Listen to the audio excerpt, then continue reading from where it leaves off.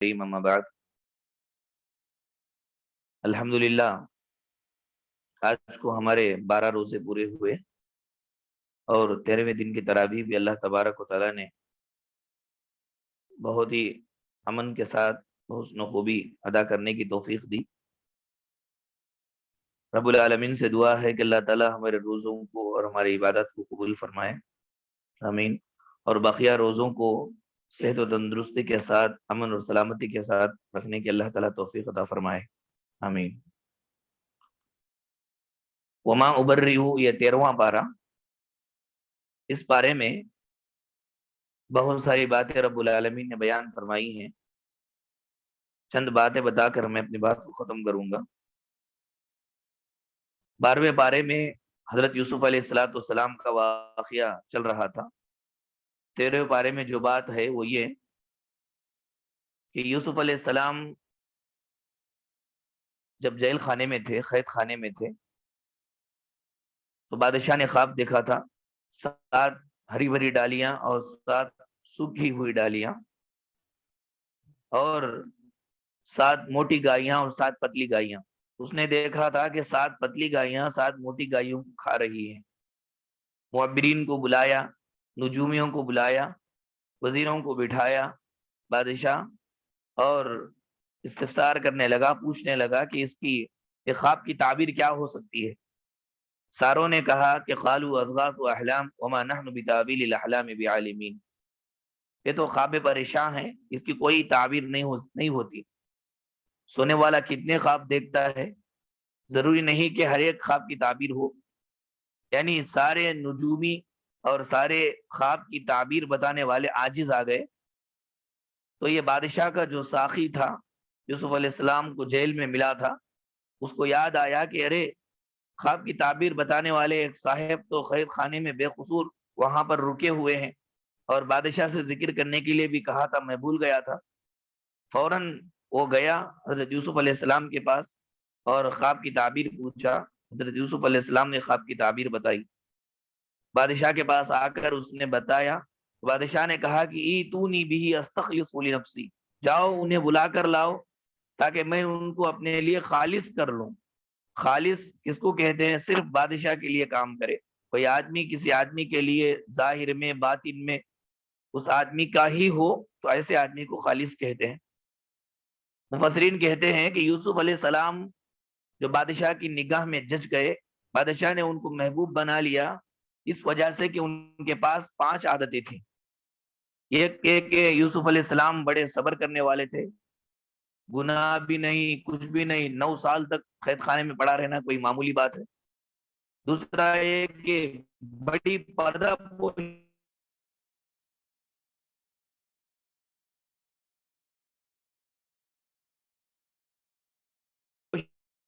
کرتے تھے، دیکھ رہیں گے تو زہر بڑھے گا، تو پردہ پوشی حضرت یوسف علیہ السلام کی بہترین صفت تھی۔ اور تیسرا احترام نسواں، عورتوں کا خاص احترام حضرت یوسف علیہ السلام کے اندر تھا۔ اسی لیے انہوں نے کہا کہ میں باہر نہیں نکلوں گا جب تک کہ میرے معاملے کا فیصلہ نہ کر لیا جائے۔ ان عورتوں کا کیا ہوگا؟ عزیز مصر کی بیوی کا نام نہیں لیا، بلکہ سارے عورتوں کو مخاطب، سارے عورتوں کے بارے میں کہا کہ ان عورتوں کا کیا ہوگا۔ بڑا احترام کرتے تھے عورتوں کا۔ اس کے بعد سیرت میں بڑے پاک تھے، اور 5ویں بات کے علم والے تھے۔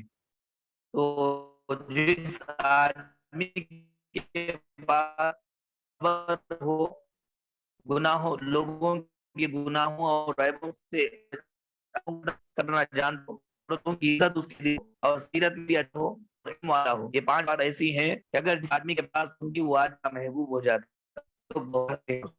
چنانچہ حضرت یوسف علیہ السلام کو جب بلایا گیا تو یوسف علیہ السلام آئے نہیں ہوئی، یوسف علیہ السلام بری ہو گئے، کوئی گناہ نہیں تھا ان کا۔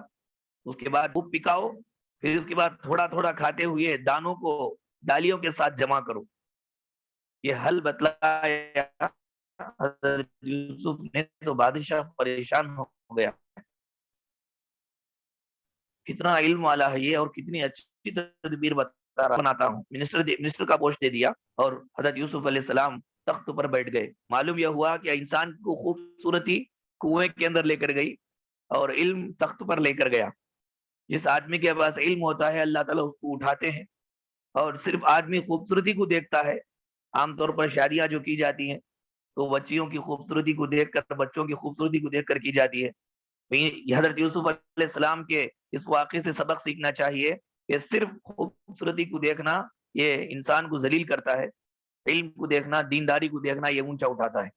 پھر اس کے بعد حضرت یوسف علیہ السلام تخت پر بیٹھ گئے، فیصلے ہونے لگے. 7 سال گزر گئے خوشحالی کے. اس کے بعد قحط سالی کے سال آئے. قحط سالی کے سال آتے ہی قحط دور دور تک پہنچ گیا.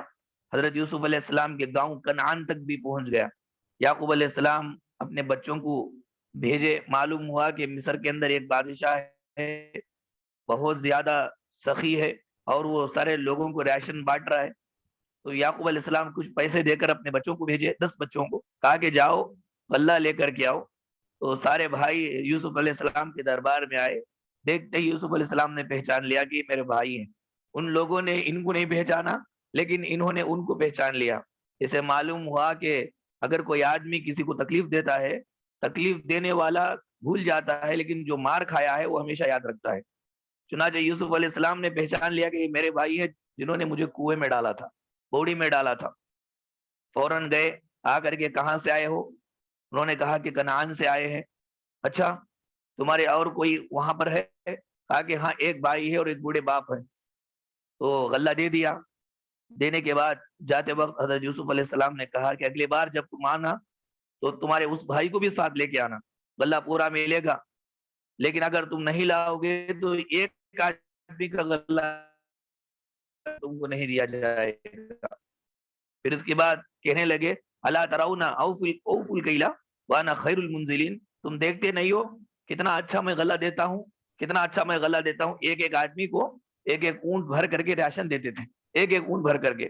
اس سے مفسرین کہتے ہیں کیا تم دیکھتے نہیں ہو سے استدلال کیا کہ اگر کوئی آدمی منسٹری کے پوسٹ پہ بیٹھ جائے، کوئی آدمی امیری کے پوسٹ پہ بیٹھ جائے تو کام کرے تو وہ کام صرف میٹنگوں میں رپورٹ پیش کرنے کے لیے رپورٹ میں ہی لکھا ہوا نہ ہو بلکہ لوگوں کو دکھنا چاہیے.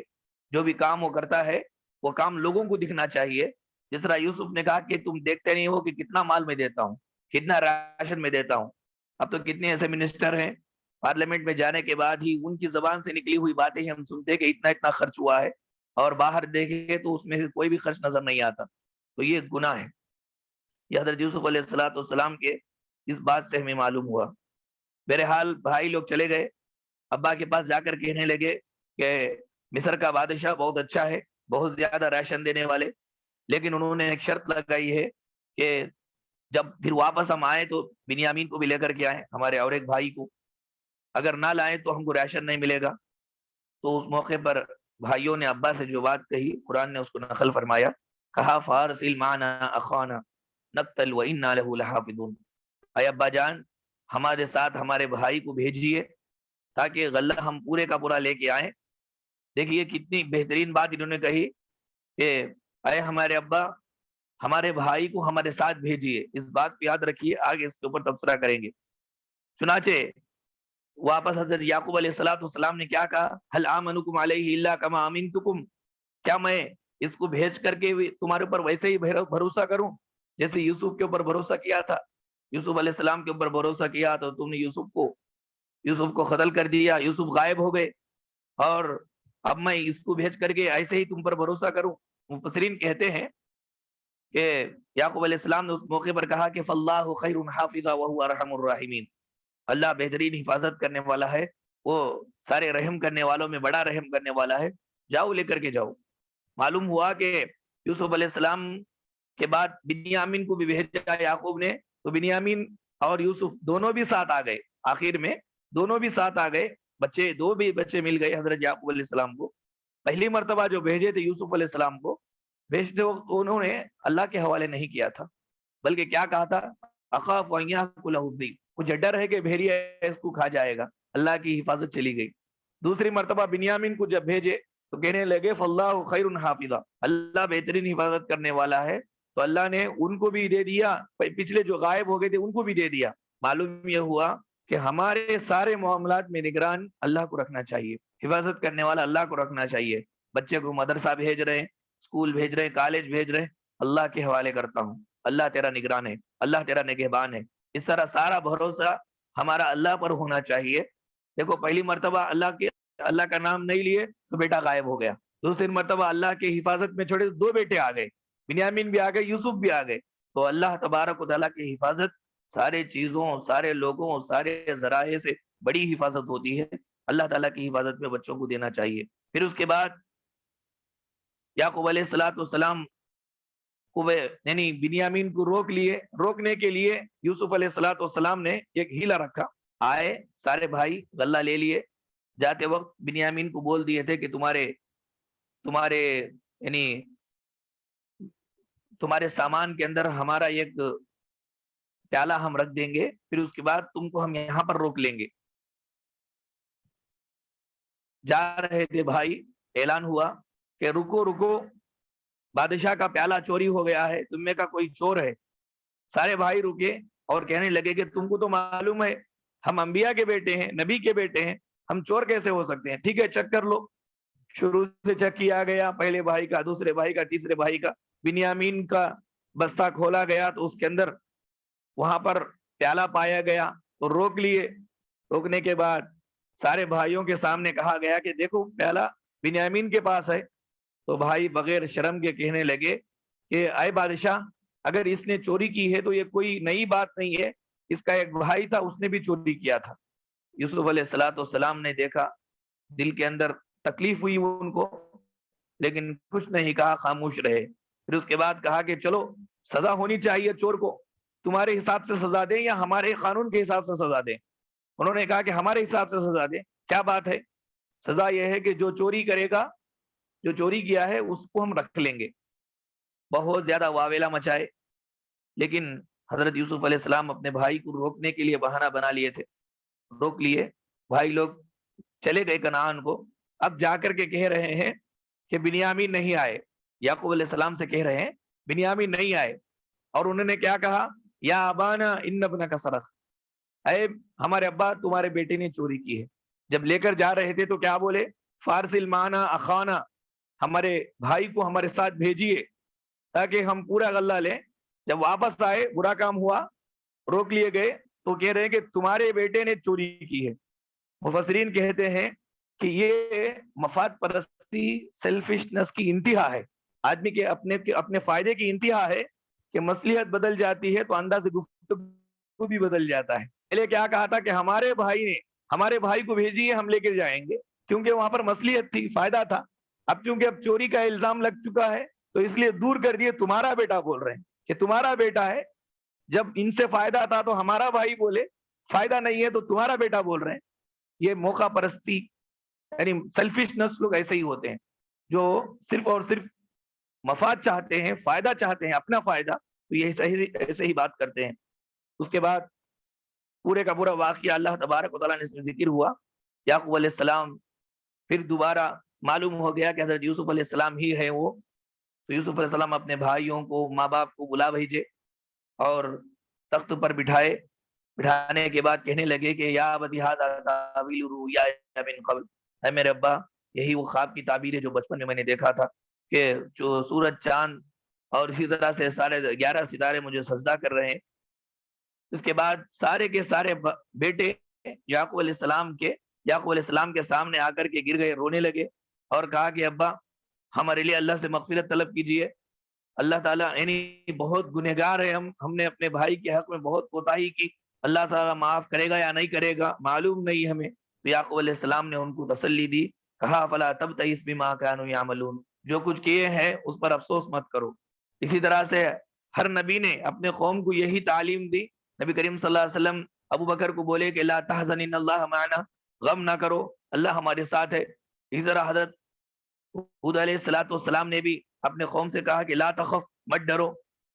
مفسرین انبیاء کرام کی اس تسلی کو ذکر کرنے کے بعد کہتے ہیں کہ مصیبت کے وقت میں کوئی پریشانی آئے، کوئی بلا آئے، کوئی مصیبت آئے انسان کو، تو مصیبت میں مبتلا ہو جانے کے بعد مصیبت کے موقع پر دلاسا دینا یہ منہج الانبیاء ہے۔ مصیبت کے وقت لوگوں کو تسلی دینا، کچھ نہیں ہوگا، اچھا ہو جائے گا، حوصلہ رکھیے، ٹھیک ہو جائے گا، سب صحیح ہوگا۔ اس طرح حوصلہ دینا یہ انبیاء کا طریقہ ہے، انبیاء کا منہج ہے۔ اگر کوئی آدمی کو کوئی بیماری آئی یا انسان کسی تنگی میں مبتلا ہوا، اب اس کے سامنے آ کر کے 1000 تنگیاں بیان کر رہے ہیں، یا جس بیماری میں مبتلا ہوا ہے اس بیماری کا ٹھوس نس بتا رہے ہیں کہ ایسی بیماری میں تم مبتلا ہوئے ہو، اب شفا مل ہی نہیں سکتی، اب ختم ہو گیا تمہارا۔ اس طرح بولنا انبیاء کے منہج کے خلاف ہے۔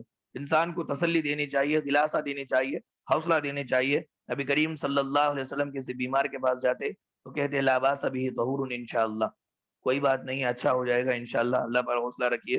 اس طرح سامنے والے کو ہمت دینی چاہیے، سامنے والے کا حوصلہ نہیں توڑنا چاہیے، یہ منہج الانبیاء ہے۔ اس کے بعد اللہ تبارک و تعالیٰ نے، آپ دیکھیں یعقوب علیہ السلام یوسف علیہ السلام کے غم میں رو رو کر اندھے ہو گئے۔ یعقوب علیہ السلام کے غم میں، جدائی میں یوسف علیہ السلام نے بھی رویا، لیکن ان کے آنکھوں کے جانے کا تذکرہ نہیں ہے۔ یوسف علیہ السلام کی آنکھیں نہیں گئی، یعقوب علیہ السلام کی آنکھیں گئی۔ اس سے معلوم ہوا کہ باپ بیٹے یہ دونوں کے اندر محبت ہو، لیکن باپ کی محبت بیٹے پر زیادہ ہوتی ہے۔ باپ بہت زیادہ محبت کرتا ہے بیٹے سے، اتنا محبت بیٹا باپ سے نہیں کر سکتا۔ اسی لیے یعقوب علیہ السلام رو رو کر کے ان کی آنکھیں چلی گئی۔ انہوں نے بھی تکلیف پڑی، لیکن اتنی نہیں پڑی جتنی یعقوب علیہ السلام نے پڑی۔ اس سے معلوم ہوا کہ باپ بہت محبت کرتا ہے بچوں سے، بچوں کو بھی چاہیے کہ باپ سے محبت کرے، ان کے فرما بردار بن کر کے رہے، ان کی بات کو سنے۔ یہ ساری باتیں حضرت یوسف علیہ السلام کے واقعے سے ہمیں معلوم ہوتی ہیں۔ اس کے بعد سورہ رعد کے اندر اللہ نے بیان فرمایا کہ یہ کافر لوگ بھلائیوں سے پہلے برائیوں کو مانگتے ہیں اللہ تعالیٰ سے۔ محمد صلی اللہ علیہ وسلم کے پاس آئے، کہا کہ اگر تم جو بول رہے ہو قیامت حق ہے، قیامت حق ہے، تو ہمارے اوپر عذاب لا دیجئے، ہم عذاب دیکھنا چاہتے ہیں۔ اللہ تعالیٰ نے بیان فرمایا وَيَسْتَعْجِلُونَكَ بِالسَّيِّئَةِ قَبْلَ الْحَسَنَةِ، یہ لوگ سیئہ کو چاہتے ہیں، برائی کو چاہتے ہیں بھلائی سے پہلے، حالانکہ بہت ساری امتوں کا حال ان کو معلوم ہے کہ برائیوں نے ان کو لے ڈوبا۔ جنہوں نے برائیاں کی ان کو ان کی سزا مل گئی۔ مفسرین کہتے ہیں سزا یہ جرم کا سایہ ہوتی ہے، سزا جو ہے یہ جرم کا سایہ ہے۔ انسان گناہ کرے تو سزا اس کو ضرور مل کر کے رہنی چاہیے۔ جس طرح انسان کا جو شیڈو ہوتا ہے، سایہ، انسان ہے تو سایہ ضرور ہوتا ہے، ایسا جرم ہوا تو ضرور سزا ہے۔ انسان گناہ کرے تو ضرور اس کی سزا مل کر کے ہی رہتی ہے۔ یہ لوگ جلدی کر رہے ہیں سزا کے لیے، اللہ تعالیٰ ضرور ان کو سزا دیں گے۔ پھر آگے اللہ تعالیٰ نے بیان فرمایا کہ اللہ کے پاس 2 کتابیں ہیں انسان کے متعلق، انسان کی تقدیر اس کے اندر لکھی ہوئی ہے۔ ایک کتاب کو ام الکتاب کہتے ہیں، اور ایک کتاب صرف کتاب ہے۔ اس کتاب میں کیا ہوتا ہے، خزائے معلق لکھی ہوئی ہوتی ہے، اور ام الکتاب میں اصل چیز لکھی ہوئی ہوتی ہے۔ خزائے معلق کس کو کہتے ہیں؟ اگر کوئی آدمی، کسی آدمی کے بارے میں اللہ یہ لکھے ہوئے ہوتے ہیں کہ اگر کوئی آدمی 4 حج کرے گا، 1 عمرہ کرے گا، یہ نیکی کا کام کرے گا، تو 10 سال اس کے عمر بڑھا دیے جائیں گے، 10 سال تک ایکسٹرا یہ زندہ رہے گا۔ اور ام الکتاب کے اندر معلوم ہے اللہ تعالیٰ کو کہ یہ حج کرے گا یا نہیں کرے گا، عمرہ کرے گا یا اچھائی کا کام کرے گا یا نہیں کرے گا، تو 10 سال جو بڑھ جائے گی بول کر کے لکھ کر کے ہے، وہ بڑھے گی یا نہ بڑھے گی ام الکتاب کے اندر رہے گا۔ تو ام الکتاب میں تبدیلی نہیں ہوتی، بلکہ کتاب میں تبدیلی ہوتی ہے۔ اللہ نے فرمایا یمحو اللہ ما یشاء ویثبت وعندہ ام الکتاب، جو چاہے اللہ مٹا دیتے ہیں، جس کو چاہے باقی رکھتے ہیں، اور اس کے پاس ام الکتاب ہے۔ اب یہاں پر لکھا ہوا ہے اگر کوئی آدمی صدقہ کرتا ہے تو اس کی بلا دور ہو جائے گی، اس کی مصیبت دور ہو جائے گی۔ اگر اس نے صدقہ کیا تو مصیبت دور ہو گئی، یہ تقدیر ہے، کتاب میں لکھا ہوا ہے۔ اصل وہ دور ہوگی یا نہ ہوگی ام الکتاب میں لکھا ہوا ہوتا ہے۔ ام الکتاب بدلتی نہیں ہے، کتاب میں اللہ تعالیٰ بدلاؤ کرتے رہتے ہیں۔ اس کے بعد سورہ ابراہیم کے آخر میں اللہ نے کہا یہ قرآن تمام لوگوں کے لیے پیغام ہے، ایک میسج ہے، نیوز ہے۔ اس کے اندر کیا ہے؟ لوگوں اللہ سے ڈرو، ایک اللہ کی عبادت کرو، اور اس قرآن سے نصیحت حاصل کرتے رہو۔ کوئی آدمی یہ سمجھے کہ مجھے سب کچھ معلوم ہے، سننے کی ضرورت نہیں ہے، وہاں اس کا ہدایت کا راستہ بند ہو جاتا ہے۔ قرآن مجید کو جتنی مرتبہ سنو گے اتنی مرتبہ اس کے اندر سے آپ کو ہدایت ملتی رہے گی۔ اس کے بعد اللہ تعالیٰ نے جو خود سے بنا لیے ہیں معبود، ان کی بے بسی کا ذکر فرمایا والذین یدعون من دونہ لا یستجیبون لهم بشیء الا کباسط کفیہ الی الماء، کہ جو آدمی اللہ کو چھوڑ کر پیروں کو، ولیوں کو، دیوی دیوتاؤں کو، مرشدوں کو بڑا سمجھتا ہے، اس کی مثال ایسے ہی ہے جیسے کوئی آدمی پانی کے سامنے گیا، پیاسا آدمی، اور یہ کہا کہ پانی تو آ جا، تو کیا پانی آ جائے گا؟ کیا اس کی پیاس بجھ جائے گی؟ تو نہ پانی اس کے اندر آئے گا نہ پیاس بجھے گی، کیونکہ صرف بلانے سے پانی کو کیا معلوم ہے کہ وہ تم کو پیاس لگ رہی ہے وہ تمہارے پاس آئے اور پیاس بجھائے۔ تو یہ سارے پیر، ولی، مرشد، دیوی دیوتا، پتھر، بت، اور اسی طرح سے یہ سانپ کے پٹے، یہ سارے کے سارے چیزیں یہی ہے کہ ان کو کچھ نہیں معلوم ہے۔ اگر انسان ان کے سامنے جا کر کے اپنی ضروریات کو بولتا بھی ہے تو وہ آدمی اس بیوقوف کے جیسا ہے جو آدمی پانی کے سامنے کھڑا ہو کر کے یہ کہے کہ پانی مجھے پیاس لگ رہی ہے تو آ جا میرے اندر چلا جا، تو وہ جیسا پانی اندر نہیں جائے گا۔ اس طرح یہ لوگ ان چیزوں کے سامنے اپنی ضروریات کو بولیں گے تو یہ لوگ ان کی ضروریات کو پوری کر بھی نہیں سکتے، کیونکہ وہ طاقت ہی ان کے پاس نہیں ہے۔ پھر اس کے بعد اللہ تبارک و تعالیٰ نے بیان فرمایا کہ نعمتیں کم اور زیادہ ہونے کا اصول کیا ہے۔ آپ کے پاس نعمت ہے، کب چلی جائے گی؟ یہ نعمت باقی رہ کر کے اور نعمتیں کب آئے گی؟ فرمایا لئن شکرتم لازیدنکم ولئن کفرتم ان عذابی لشدید۔ جو نعمت ہے اس نعمت کا اللہ کی شکر گزاری کرتے رہو گے تو جو موجود نعمت ہے وہ باقی رہے گی اور نعمتیں بھی اللہ دیں گے۔ شکر گزاری چھوڑ دو گے، کیا دیا اللہ مجھے، کچھ نہیں دیا، کیا ہے سو پریشانیاں ہی پریشانیاں ہے، اس طرح اگر ہم بولتے رہیں گے جو نعمت اللہ نے دیا وہ بھی چھین لے گا۔ یہ اللہ کا عذاب ہے، یہ اصول ہے۔ شکر کریں گے تو نعمت بڑھے گی اور شکر نہیں کریں گے تو نعمت اللہ تعالیٰ چھین لیں گے، یہ عذاب ہے۔ اس کے بعد کتنے یہودی ہے آج عالمی طور پر سازشیں کر رہے ہیں، اللہ تعالیٰ کو ان کی ساری سازشیں معلوم ہے۔ ان کی سازشیں ایسی نہیں ہے کہ اللہ تبارک و تعالیٰ کے اذن کے سامنے کچھ کام کر سکے۔ انسان جو بھی سازش کرتا ہے اللہ تعالیٰ کو معلوم ہے، اور اللہ تبارک و تعالیٰ بہترین پلانر ہے۔ ایک مومن کو اللہ پر بھروسہ رکھنا چاہیے، خفیہ طور پر، سریت میں، کتنے بھی چالے چلنے دیجئے، انسان کا ایمان اس کی حفاظت کے لیے کافی ہے۔ اللہ تبارک و تعالیٰ پر ایمان مضبوط کریں گے تو سارے سازشوں، سارے پلانوں سے اللہ تعالیٰ ہمیں محفوظ رکھیں گے۔ اس کے بعد فرمایا درخت کب تک انسان رکھتا ہے جھاڑ کو؟ درخت کو اس وقت تک رکھتا ہے جب تک کہ درخت سے پھل آتا رہے اور انسان کھاتا رہے۔ جیسے ہی درخت کے اندر پھل آنا بند ہو گئے تو اس کو کاٹ دے گا، چولہے کے اندر رکھ دے گا۔ تو یہی بات لوگوں کی ہے کہ لوگ جب تک فائدہ بخش رہیں گے، لوگوں کو اپنی ذات سے فائدہ پہنچاتے رہیں گے، اللہ تبارک و تعالیٰ ان کو باقی رکھیں گے۔ اپنی ذات سے فائدہ پہنچانا چھوڑ دیں گے، سیلفش بن جائیں گے، تو اللہ تعالیٰ بھی ان کو ان کے حال پر چھوڑ دیں گے۔ اس لیے نفع بخش بننے کی کوشش کیجیے۔ نبی کریم صلی اللہ علیہ وسلم نے بیان فرمایا سب سے بہتر لوگ کون ہیں؟ جو لوگوں کو فائدہ پہنچاتے ہیں۔ جو کچھ صلاحیت اللہ نے دیا، جو بھی چیز اللہ نے دیا، اس کے ذریعے سے لوگوں کا خیال کرنا، یہ امت محمدیہ کی خصوصیت ہے۔ اللہ نے فرمایا کنتم خیر امت اخرجت للناس، بہترین امت تم کیوں ہو؟ کیونکہ تم لوگوں کے لیے نکالے گئے ہو۔ ہمارا سوچنا، ہمارا سمجھنا، ہمارا کام، ہماری بات لوگوں کے فائدے کے لیے ہونا چاہیے۔ یہ اللہ تبارک و تعالیٰ ایسا نفع بخش انسان کو سعادت مند زندگی بھی دیتے ہیں اور عمر بھی اس کی لمبی کرتے ہیں۔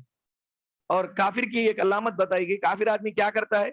الذین یستحبون الحیات الدنیا علی الآخرہ، دنیا کی زندگی کو اونچا کرتا ہے آخرت کی زندگی پر، آخرت کو نیچے کرتا ہے، آخرت کو بھلاتا ہے، آخرت کو چھوڑتا ہے، دنیا کو ترجیح دیتا ہے۔ یعنی آپ مان لیں کہ دو چیزیں اس کے سامنے کھڑی ہوئی ہیں، یہ آخرت ہے، یہ دنیا ہے، تو دنیا کی زندگی کو ترجیح دیتا ہے۔ کافر کی نشانی ہے، کافر کی نشانی یہ ہے کہ دنیا کو ترجیح دیتا ہے، دنیا کو اچھا سمجھتا ہے آخرت کے مقابلے میں۔